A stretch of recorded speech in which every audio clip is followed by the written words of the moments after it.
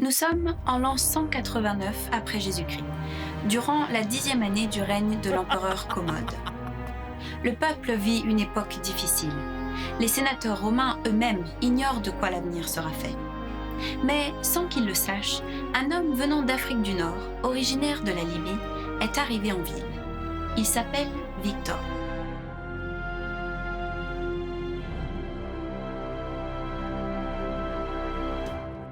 Nous sommes en Libye, en Afrique du Nord. Un pays entouré par l'Égypte à l'est et par la Tunisie et l'Algérie à l'ouest. Cette ville était autrefois connue sous le nom de Leptis Magna, l'une des plus grandes cités de l'Empire romain. Il y a des années de cela, les habitants de la Libye ont joué un rôle décisif dans l'émergence et le développement de l'Église chrétienne. Tout d'abord, juste avant la crucifixion de Jésus. Ensuite, peu après, en transformant une église jusque-là exclusivement juive, en une confrérie capable d'atteindre le monde plus large. Puis, encore au cours du IIe siècle, en guidant la communauté chrétienne en des temps difficiles, dans la ville de Rome.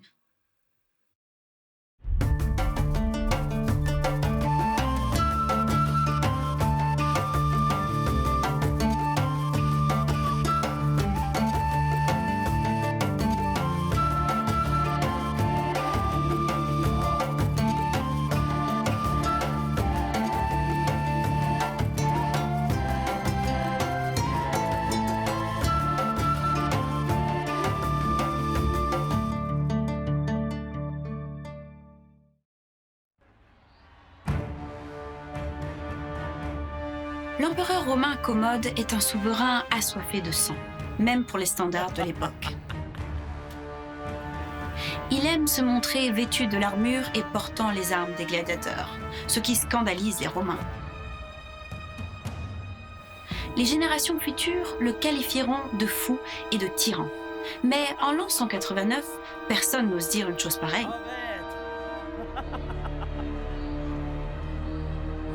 Sous le règne du père de Commode, l'empereur Marc Aurèle, les chrétiens refusant de vénérer les dieux de Rome étaient persécutés.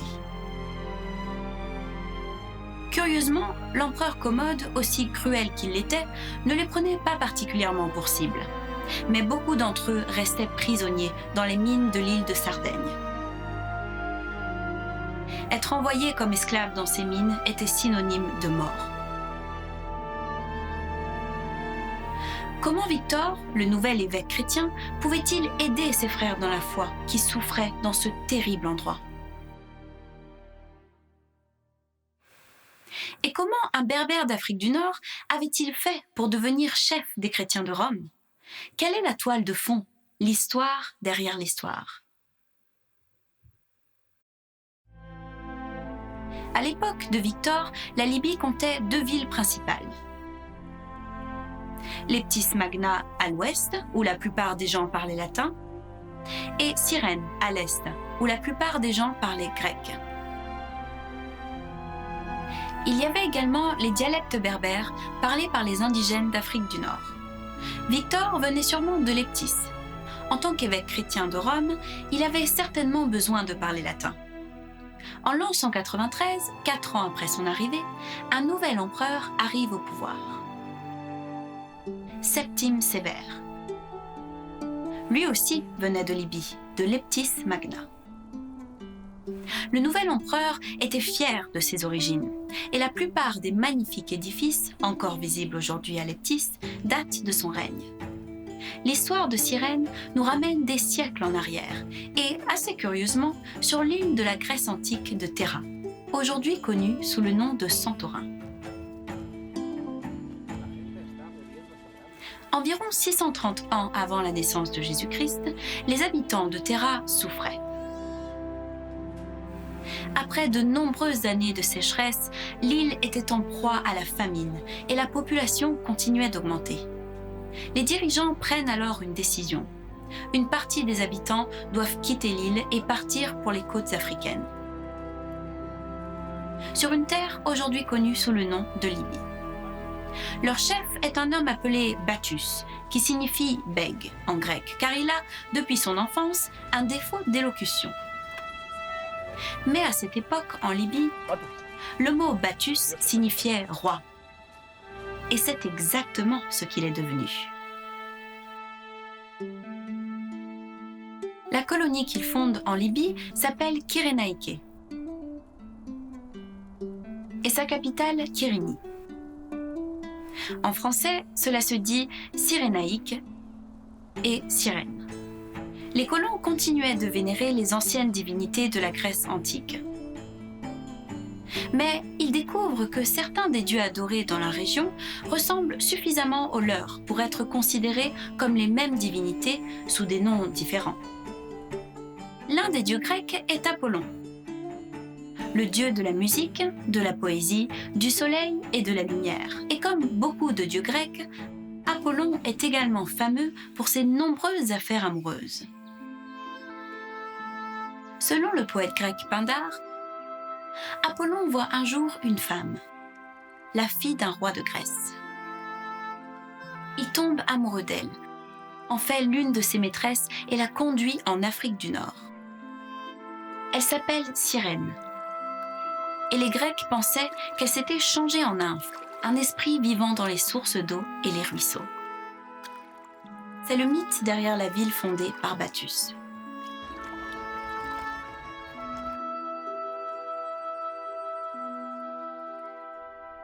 Tout ce qu'il en reste aujourd'hui, ce sont ces ruines, près de la ville de Shahat. Cyrène avait certainement un important apport en eau. Et la région cyrénaïque était très fertile. L'historien grec Hérodote a décrit la fertilité de ces magnifiques terres arabes. Le territoire de Cyrène connaît 3 périodes de moisson distinctes. Les cultures des régions proches de la côte mûrissent les premières et sont prêtes à être récoltées. Lorsque c'est fait, celles des hauteurs, la région médiane au-delà des côtes, sont prêtes pour la moisson. Puis, une fois que les cultures de la région médiane ont été rentrées, c'est au tour de la plus haute région intérieure de mûrir et d'être récoltées. Ainsi, dès que les premières cultures sont épuisées, les dernières sont prêtes pour la récolte. La période de récolte de la Cyrénaïque s'étend donc sur 8 mois.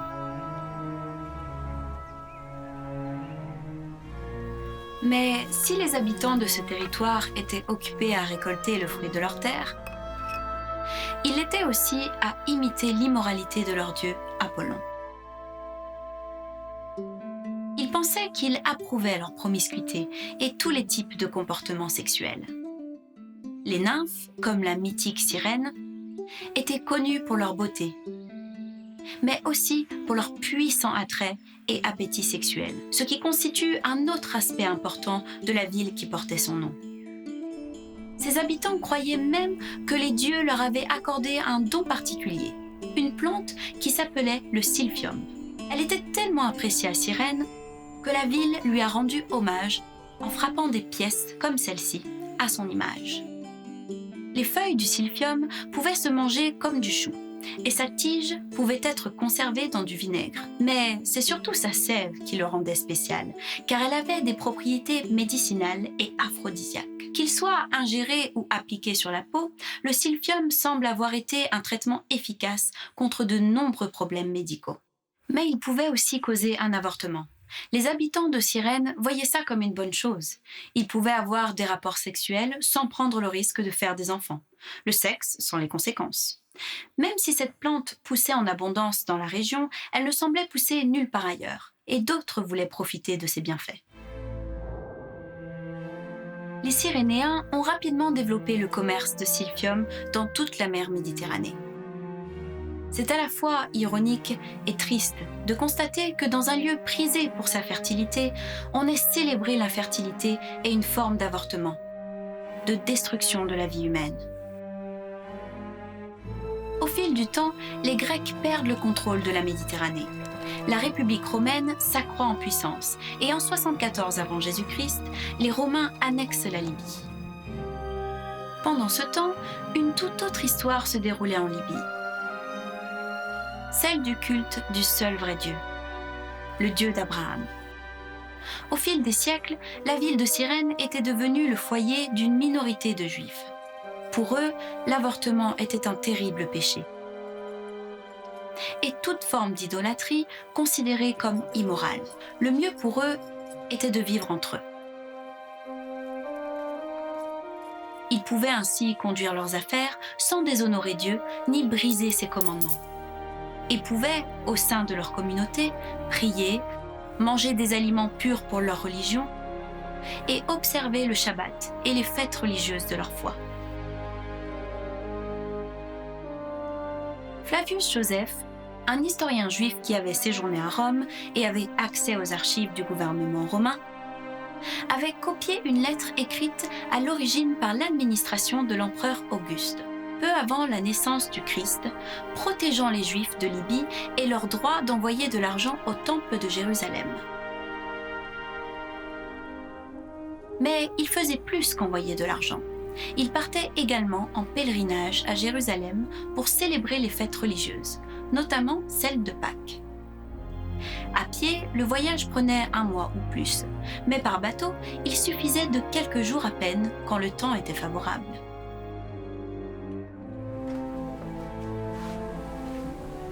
En l'an 33 environ, un homme appelé Simon fait la traversée depuis Cyrène avec ses fils, Alexandre et Rufus. Il prévoyait sans doute de rester un moment à Jérusalem. Simon irait se purifier avant de se rendre au temple et ferait en sorte de ne rien toucher d'impur, comme quelque chose de mort ou le sang venant de quelque chose de mort. Il avait pris soin d'apporter de quoi payer un agneau pour le sacrifice. Tout comme Abraham et Moïse avant lui, Simon comprenait la nécessité d'un sacrifice en offrande à Dieu. Il devait expier ses péchés.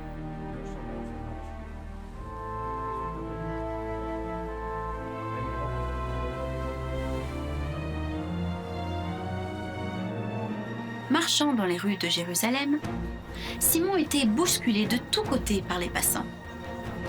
Les commerçants vendaient leurs marchandises, des enfants couraient dans tous les sens et des soldats romains observaient la foule autour d'eux. Mais un brouhaha se faisait entendre au loin. Simon et ses fils se pressaient à travers la foule et ce qu'ils ont vu était déchirant et horrible. Un homme coiffé d'une couronne d'épines, enfoncé dans le crâne, avait subi une flagellation romaine et ses plaies à vif saignaient à travers ses vêtements. Il avait du mal à porter une lourde poutre qui ferait partie de la croix sur laquelle il allait être cloué. Soudain, l'homme trébuche. Il s'affale au milieu de la foule, incapable de soulever son fardeau et de se relever. Les soldats romains qui contrôlaient la Judée de la même façon qu'ils contrôlaient la Libye pouvaient forcer n'importe qui à travailler pour eux. Et ils choisissent Simon. Il est forcé de porter la croix à la place de Jésus, qui est maintenant trop affaibli après les tortures qu'il a subies.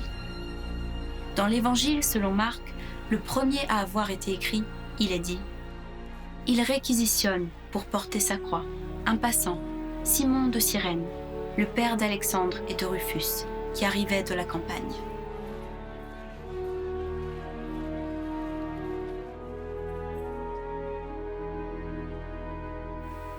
Pourquoi Marc mentionne-t-il Simon par son nom?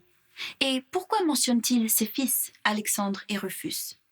La plupart des érudits s'accordent à dire que Marc a écrit son évangile pour l'ancienne église chrétienne de Rome, et que les membres de cette église les auraient connus.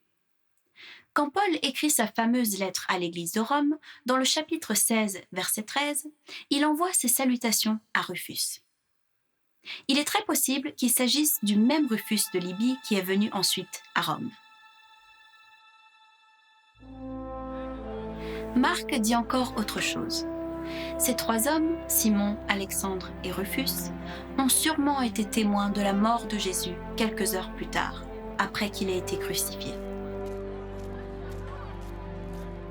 Si c'est le cas, Marc cite leur nom en tant que témoins oculaires. La crucifixion et la mort de Jésus font véritablement partie de l'histoire. C'est un fait important. La crucifixion de Jésus est également mentionnée dans les Annales de Tacite, historien de l'Empire romain. 50 jours après la crucifixion de Jésus et 47 jours après sa résurrection, la puissance de Dieu a été répandue sur ses disciples. Nous considérons cela comme le premier jour d'existence de l'Église, la communauté des fidèles du Christ, le premier jour où la bonne nouvelle de la mort et de la résurrection de Jésus a été proclamée en public. Cet événement est décrit dans la Bible, dans les Actes des Apôtres, écrit par un médecin appelé Luc.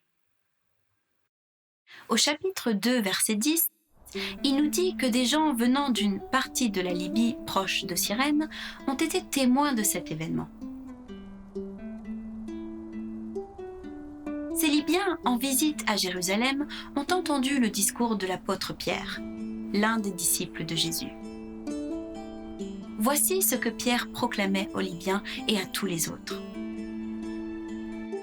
« Hommes israélites, écoutez ces paroles. Jésus de Nazareth, cet homme à qui Dieu a rendu témoignage devant vous par les miracles, les prodiges et les signes qu'il a opérés par lui au milieu de vous, comme vous le savez vous-même. Cet homme, livré selon le dessein arrêté et selon la prescience de Dieu, vous l'avez crucifié, vous l'avez fait mourir par la main des impies.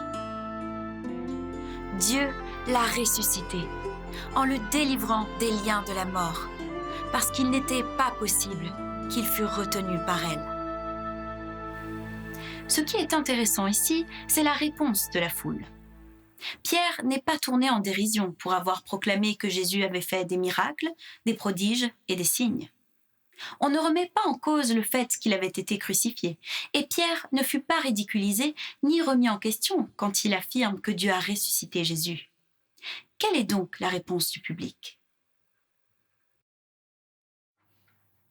Après avoir entendu ce discours, ils eurent le cœur vivement touché, et ils dirent à Pierre et aux autres apôtres : « Hommes, frères, que ferons-nous » Pierre leur dit : « Repentez-vous, et que chacun de vous soit baptisé au nom de Jésus-Christ, pour le pardon de vos péchés, et vous recevrez le don du Saint-Esprit.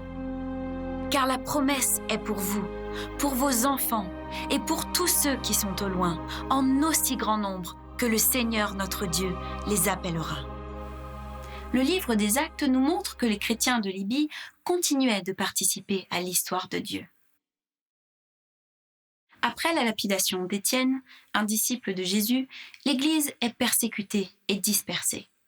Les chrétiens cherchant un refuge s'enfuient en Phénicie, qui est à peu près le Liban d'aujourd'hui, sur l'île de Chypre et jusqu'à Antioche en Syrie. Mais ces chrétiens étaient aussi juifs et ne partageaient l'histoire de Jésus qu'avec d'autres juifs. Mais alors, il se produit quelque chose qui va changer le cours de l'histoire. Et ce sont les judéo-chrétiens de Libye qui en sont à l'origine. Il y eut cependant parmi eux quelques hommes de Chypre et de Cyrène qui, étant venus à Antioche, s'adressèrent aussi aux Grecs et leur annoncèrent la bonne nouvelle du Seigneur Jésus. La main du Seigneur était avec eux, et un grand nombre de personnes crurent et se convertirent au Seigneur. Voici donc l'histoire derrière l'histoire. Simon, un Libyen, porte la croix de Jésus sur une partie du chemin menant à l'endroit où Jésus a été crucifié, et ses fils sont mentionnés dans la Bible. Des Libyens étaient présents à Jérusalem au moment de la naissance de l'Église chrétienne et ont contribué à implanter la religion chrétienne à Antioche, en Syrie, qui, durant des siècles, sera l'un des plus importants sièges de la foi. Mais certains chrétiens de Libye sont aussi retournés chez eux. Car une Église chrétienne a grandi en nombre et en influence et produit des leaders d'exception. L'un d'eux est l'évêque Victor. En arrivant à Rome, Victor savait que les chrétiens n'étaient pas populaires et que le gouvernement impérial les suspectait de déloyauté. Il savait que 125 ans plus tôt, des chrétiens avaient été tenus pour responsables de l'incendie qui avait détruit une grande partie de la ville, et que beaucoup d'entre eux avaient été tués par vengeance. Mais le problème allait bien au-delà de ça. Depuis l'époque de l'empereur Auguste au 1er siècle, certains empereurs romains étaient considérés comme des demi-dieux, pas au sens de la toute-puissance divine, mais possédant une étincelle ou un aspect divin. En Libye, à Leptis Magna, un temple est érigé en l'honneur de la déesse Roma et du divin empereur après la mort d'Auguste. À Rome et dans tout l'Empire, les chrétiens prient le Dieu unique de bénir l'empereur. Mais brûler de l'encens en priant l'empereur, même comme un dieu, leur est impossible. L'empereur n'était pas Dieu. Déjà en Afrique du Nord, des chrétiens avaient été exécutés pour leur refus. Tandis que Victor était à Rome, des chrétiens étaient réduits en esclavage et envoyés dans les mines de l'île de Sardaigne. Être esclave dans ces mines était considéré comme un sort pire que la mort, et on ne pouvait rien faire pour eux. Mais aussi improbable que cela puisse paraître, l'aide allait leur parvenir de la cour même de l'empereur.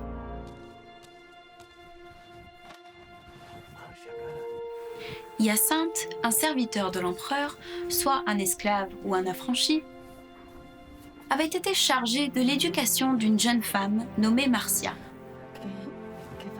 Elle est devenue la concubine de l'empereur Commode. Hyacinthe était aussi un pasteur chrétien. Marcia commence à comprendre la mentalité chrétienne et prend pitié des prisonniers qui souffraient à cause de leur foi dans le Christ. Les chrétiens la décrivent comme une personne aimant Dieu. L'histoire ne dit pas si elle est devenue chrétienne, mais elle devient la voix en faveur des persécutés.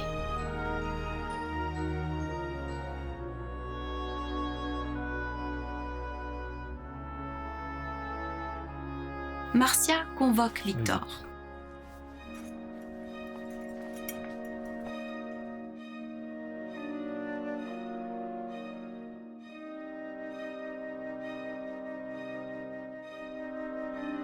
Sirvus tuus i Christi.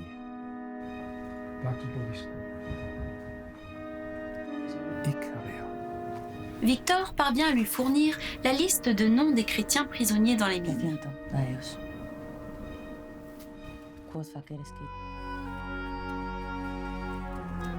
Et Marcia réussit à persuader l'empereur Commode d'ordonner leur libération. Hyacinthe est envoyé en Sardaigne pour assurer leur libération. Hyacinthe a sûrement été ravi de voir les chrétiens être libérés de ces horribles mines. Commode continuera d'être un souverain fou et assoiffé de sang jusqu'à la fin. Mais peut-être l'influence de Marcia et de Hyacinthe lui aura-t-elle permis de devenir plus tolérant que son prédécesseur envers les chrétiens. Puis, le 31 décembre de l'année 192, Commode décide de parader en tenue de gladiateur plutôt que d'apparaître au palais vêtu de son manteau pourpre. Marcia ainsi que 3 de ses conseillers tentent de le persuader de ne pas ridiculiser son statut d'empereur. En échange de ce conseil, Commode les condamne tous à mort. Ils conspirent alors ensemble et organisent son assassinat le jour même.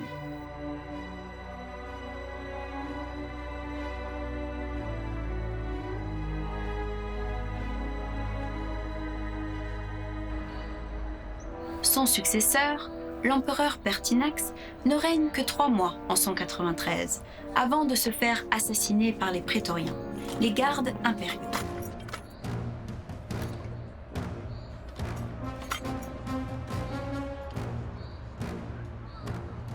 Le pouvoir reposait dorénavant entre les mains des prétoriens, et ils étaient prêts à vendre le titre d'empereur au plus offrant. Didius Julianus, un sénateur fortuné, s'achète ainsi la couronne impériale. c'est sur son ordre que Marcia est mise à mort.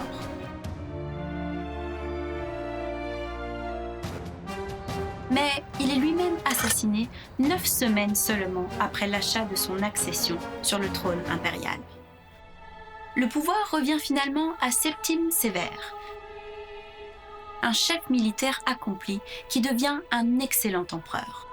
Sévère venait aussi d'Afrique du Nord, et plus précisément de Leptis Magna en Libye.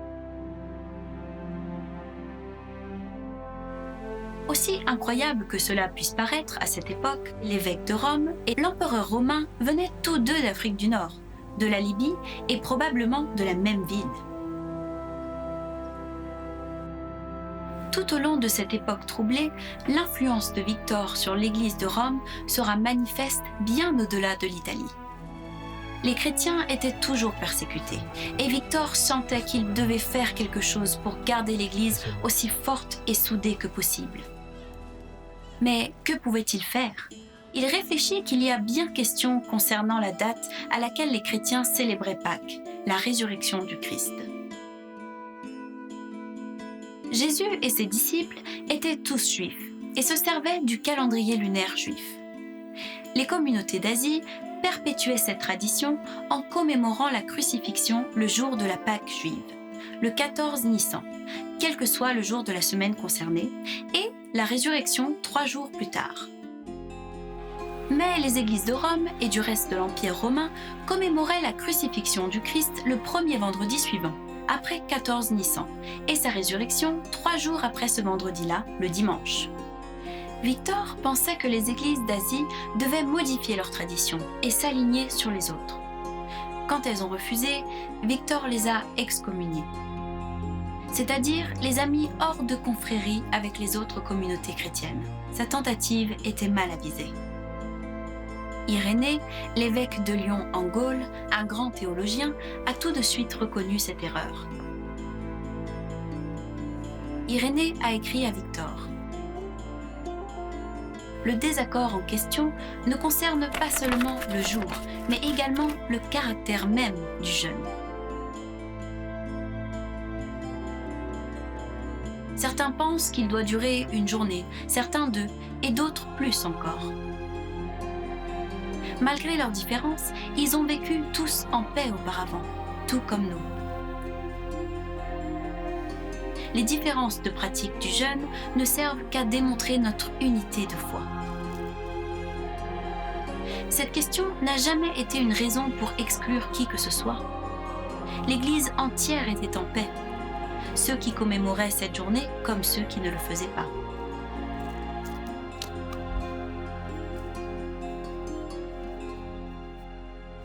Irénée avait raison. Apparemment, Victor n'a pas su faire la différence entre les doctrines essentielles à la foi et la façon d'exprimer cette foi par des traditions différentes lorsque c'est possible. Il avait une approche trop légaliste des choses. De plus, un leader chrétien ne devrait pas imposer ses propres traditions aux autres. Victor a fait une autre tentative pour renforcer l'Église. Cela concernait cette fois la langue qui devait être utilisée lors des réunions fraternelles de l'Église. Laissez-moi vous expliquer. À l'époque de l'Empire romain, la langue utilisée dans la région méditerranéenne orientale, dont l'Égypte, était le grec. Et c'était la langue du Nouveau Testament. En Italie et dans la région méditerranéenne occidentale, on parlait latin. C'était la langue officielle de l'État romain. À Rome, au milieu du 1er siècle, les personnes éduquées pouvaient parler les 2 langues, le latin et le grec. Quand Paul écrit une lettre à l'Église de Rome, il le fait donc en grec. Mais vers la fin du IIe siècle, Victor savait que beaucoup de personnes à l'ouest de l'Empire, dont une grande partie de l'Afrique du Nord, ne comprenaient pas le grec. Pourtant, l'Église continuait d'utiliser le grec pour la lecture des Écritures et la prière.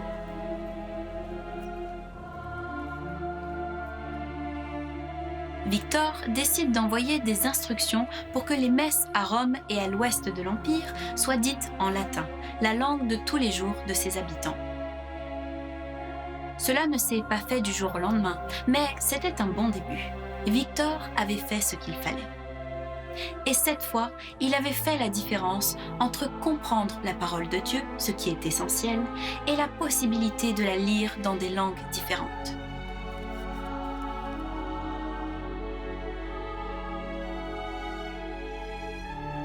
Sur ce point, Victor avait raison. Dieu veut que nous lisions la Bible et que nous lui adressions nos prières en des termes que nous comprenons. Le jour de la Pentecôte, lorsque le pouvoir de Dieu se répand à Jérusalem par un miracle, Dieu permet aux disciples de Jésus de parler de sa gloire en diverses langues.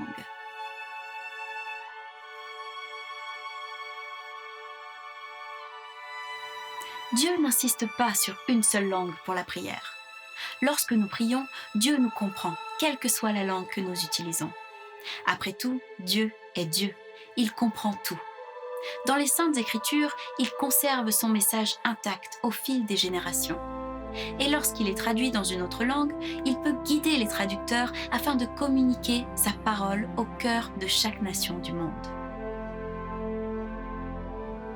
Victor a-t-il songé à ce que Simon de Cyrène avait fait pour Jésus plus de 150 ans auparavant ? Nous pouvons définitivement y voir un parallèle. Simon de Cyrène a quitté son foyer en Libye pour venir à Jérusalem, où il a eu le privilège de porter la croix de Jésus sur une partie du trajet. Sa vie en a été transformée. 150 ans plus tard, Victor est appelé à quitter la Libye et à venir à Rome, où il a le privilège de diriger et de renforcer la communauté chrétienne. Si nous devions être appelés un jour à partager les souffrances de nos frères et sœurs chrétiens au nom de Jésus, puissions-nous faire preuve de la même force et de la même soumission à Dieu que ces deux hommes originaires de Libye.